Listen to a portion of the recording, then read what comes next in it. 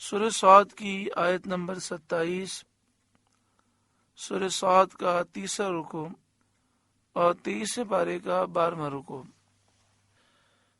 اللہ رب العالمین نے ارشاد فرمایا وَمَا خَلَقْنَا السَّمَاءَ وَالْأَرْضَ وَمَا بَيْنَهُمَا بَاطِلًا،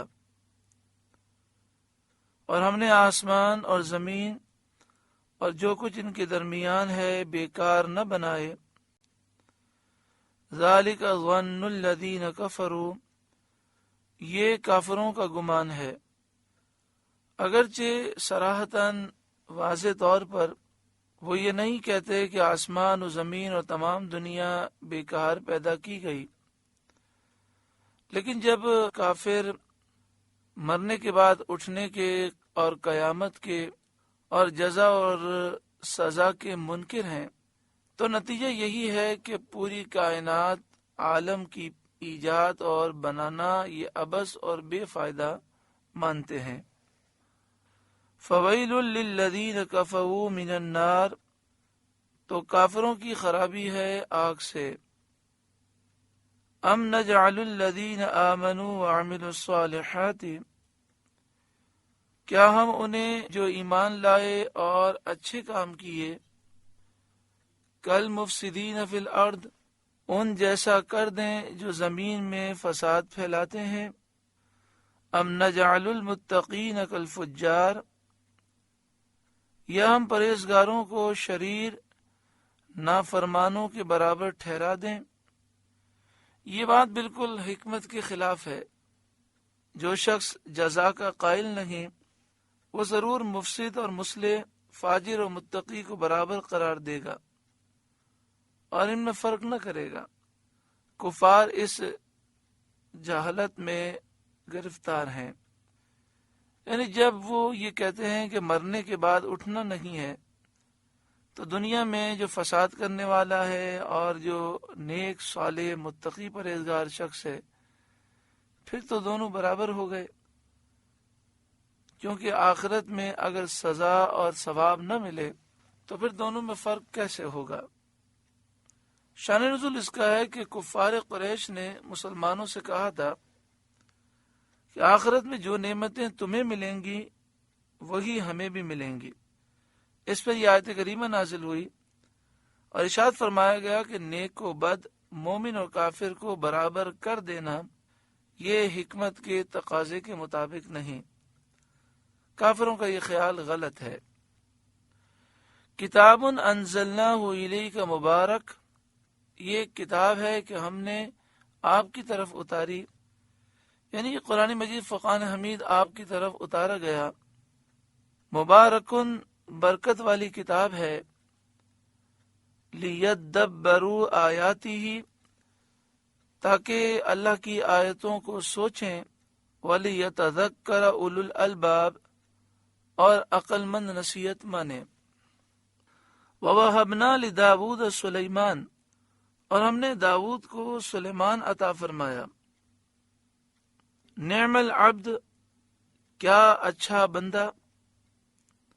انہو اواب، بے شک وہ بہت رجوع لانے والا، یعنی اللہ کی طرف رجوع لانے والا اور تمام اوقات میں تسبیح و ذکر میں مشغول رہنے والا۔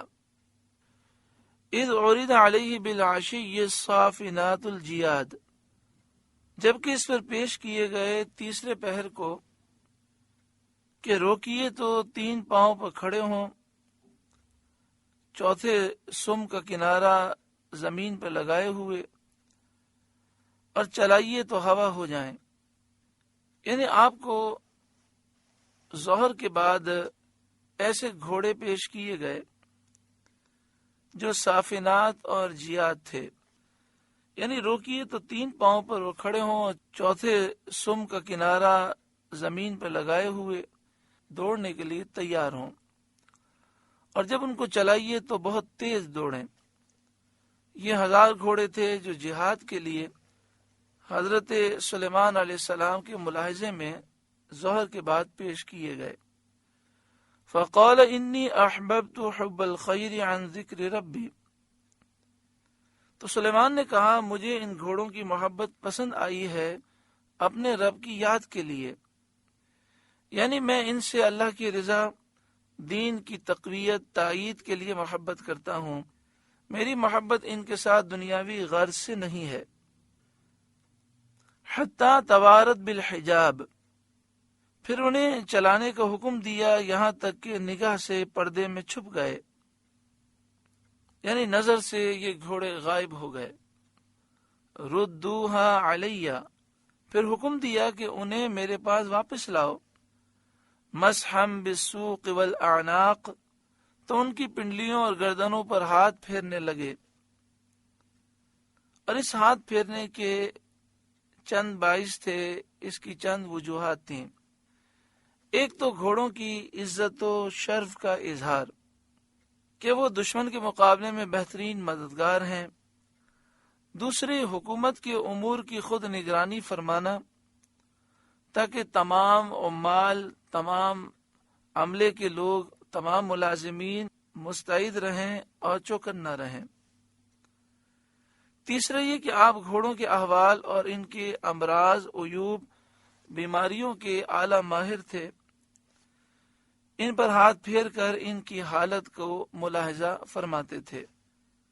بعض مفسرین نے ان آیات کی تفسیر میں بہت سے واہی اقوال لکھ دیے ہیں جن کی صحت پر کوئی دلیل نہیں، یعنی وہ اقوال، وہ قول درست نہیں ہیں، وہ محض حکایات ہیں جو دلائل قویہ کے سامنے کسی طرح قابل قبول نہیں۔ یہ تفسیر جو ذکر کی گئی یہ قرآن پاک کی آیات کے بالکل مطابق ہے۔ والحمدللہ وَلَقَدْ فَتَنَّا سُلَيْمَانَ، اور بے شک ہم نے سلیمان کو جانچا، ان کا امتحان لیا۔ وَأَلْقَيْنَا عَلَى كُرْسِهِ جَسَدًا، اور ان کے تخت پر ایک بے جان بدن ڈال دیا۔ ثم انا، پھر وہ رجوع لائے۔